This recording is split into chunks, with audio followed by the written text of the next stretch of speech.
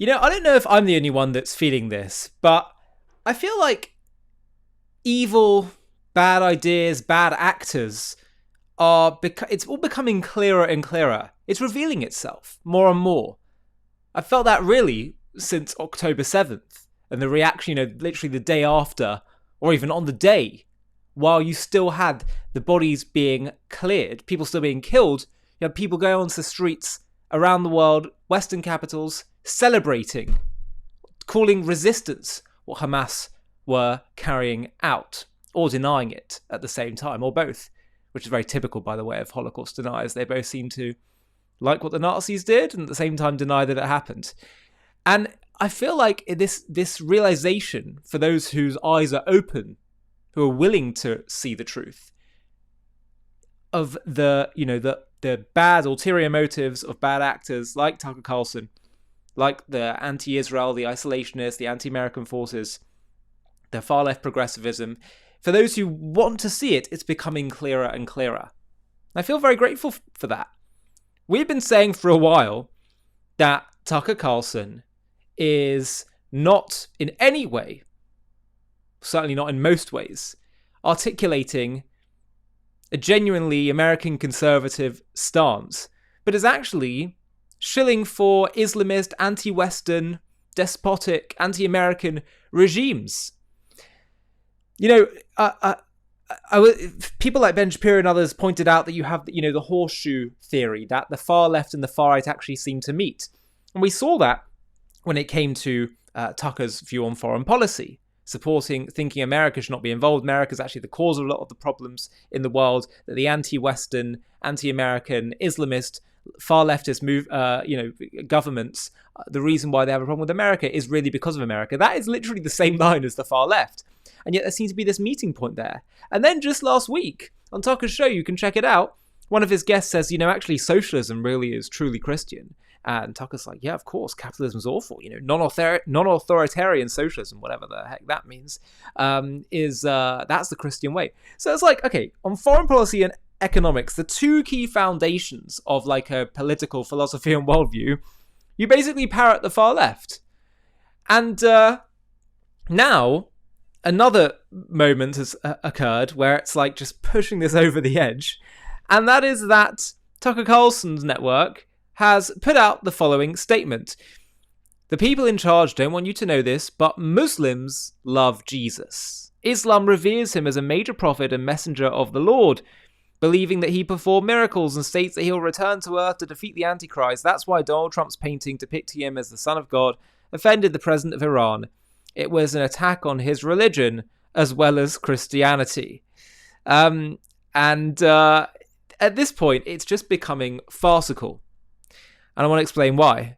By the way, just to quickly pause and say, if you haven't already, please do hit the subscribe button below this video. Like this video, comment, hype, really, really helps us to grow and keep delivering these videos for you. So thank you so much for that. So let's go back to this. Right, let's establish what is true. What is true, first of all, is that, yes, Islam, the Quran, does treat Jesus as one of their prophets.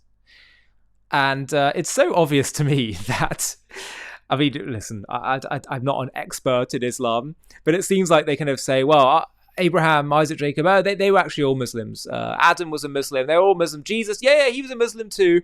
It was actually Ishmael that was bound up on the altar, not Isaac. And it's like, to me, it seems like quite a case of someone who was just really trying to proselytize everyone and to force them, compel them into his faith. And they'd say, well, we believe in Jesus, or we believe in Moses as our key prophet. I said, yeah, he was a Muslim too. He was a Muslim. They're all Muslims, really. We're the real, the end game for humanity and whatever.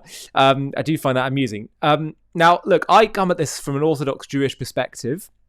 So from an Orthodox Jewish perspective, we would see Jesus as... most likely a practicing Jew. Don't consider him to be the Messiah or the Son of God or anything like that. That's a Christian position. Although in some sense, the Jewish people as a whole, in some ways, are a collective son of God, firstborn child of God. So in that sense, Jesus would be one of those alongside the rest of the Jewish people. And it's quite hard to determine, where there are some things in which Christianity softens the law quite substantially, very substantially, kind of re-gears things instead of bringing God down to earth, but from us going up to heaven as the end game, and also about seeing Jesus as divine. It's quite hard to, when I say divine, I mean like literally God, or a piece of God, this Trinity and all of that. It's quite hard to determine what is and what was and what wasn't said by Jesus himself, and rather, later additions by the founders of Christianity, the people that wrote the New Testament. So hard to determine that, but quite likely that Jesus himself was a practicing Jew. And from a Jewish perspective, hard to know precisely what he would have made of Christianity. But when it comes to the Muslim view of Christianity, there can be no doubt that while they will say that yes, Jesus is a prophet, in terms of Christianity itself, the story of Islam with Christianity is one of serious hostility.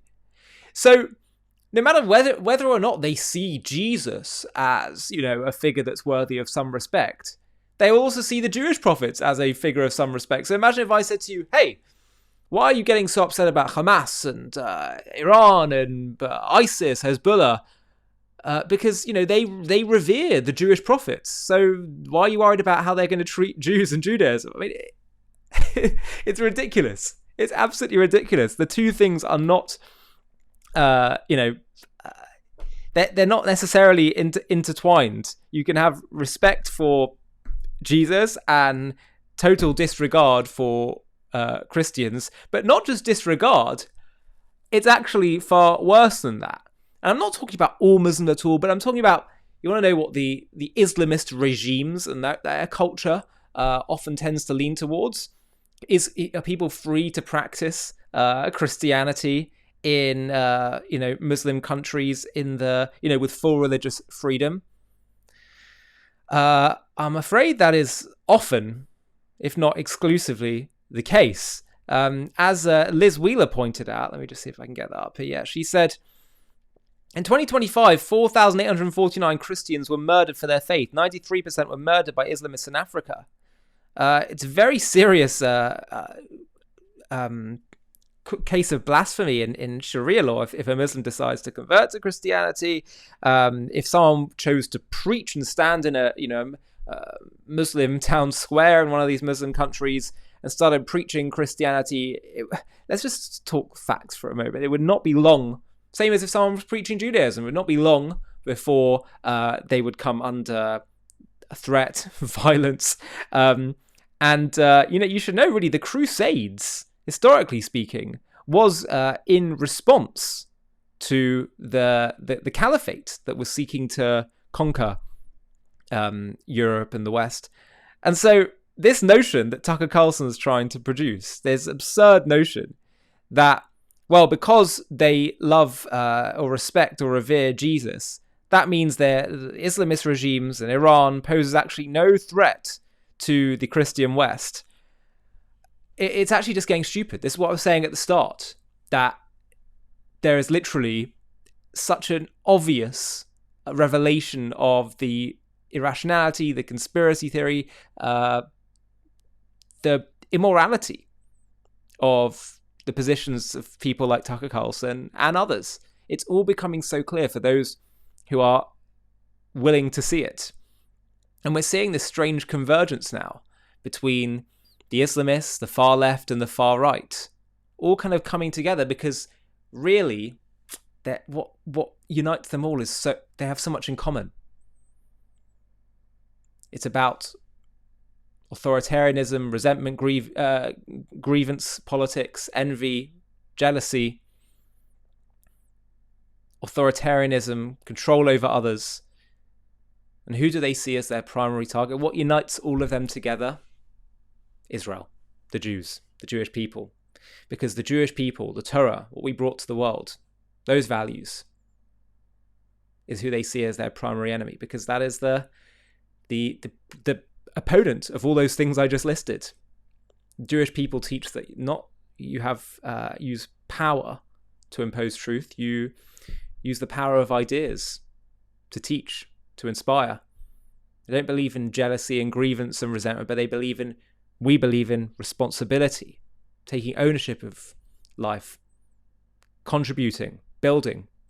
We just marked Yom HaShoah. Think how extraordinary it is that in the space of 3 years from the ashes of the Holocaust, and a real Nakba that occurred when more Jews were expelled from Arab countries, Muslim countries in 1948 than Arabs were in Israel's War of Independence, which happened as a result of the Arabs choosing to try to genocide the Jews, and the Jews not just sitting on their hands but actually fighting back.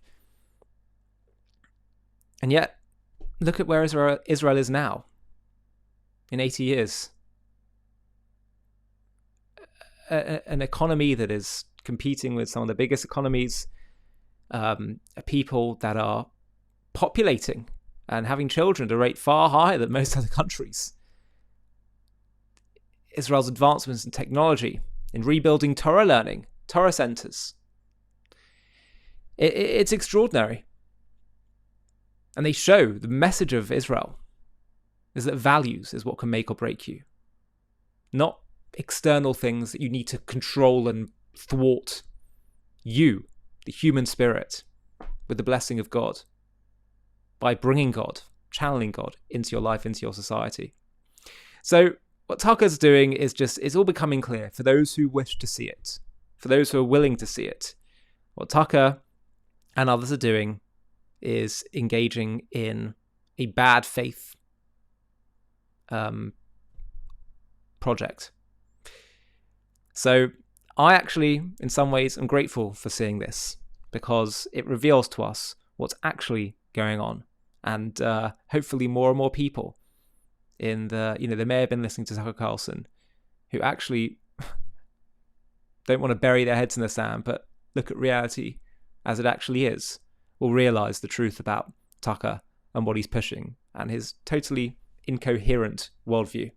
Just quickly, we've all heard of heaven, hell, and the afterlife, and at some point I'm sure you've given it some thought, but the Jewish view is radically different from almost everything you've been taught, and once you hear it, it will change how you understand life itself. Have a watch of the trailer for our new JTV Plus documentary called Heaven, Hell, and the Afterlife, and you can watch the full film right now by clicking the link below in the video description. Across the world, the afterlife is described in simple terms. Heaven above, hell below, the devil waiting to tempt you, and a humanity born in original sin. But Judaism tells a story that is older, deeper, and far more hopeful. Less obsessed with fear and more rooted in purpose. A story where the soul is not born guilty, but born noble. Where the body is not the enemy, but the partner. Where the devil isn't God's rival, but his assistant, because Judaism has no second power. Where hell exists, but not forever. Where heaven exists, but not as the final destination. And where the real end of the human story is resurrection, not escape. Judaism views history as a mission, not a mistake. Other civilizations teach that we are here to earn our way into heaven. Judaism teaches that we are here to bring heaven down to earth. And to understand what happens after we die, we first have to understand why we're here in the first place. In this JTV Plus documentary, we're going to reveal the Jewish vision of life after death. One of the most misunderstood ideas, but if understood correctly, can transform your very understanding of life itself. To watch this JTV Plus documentary and access much more premium content, click on the link in the video description.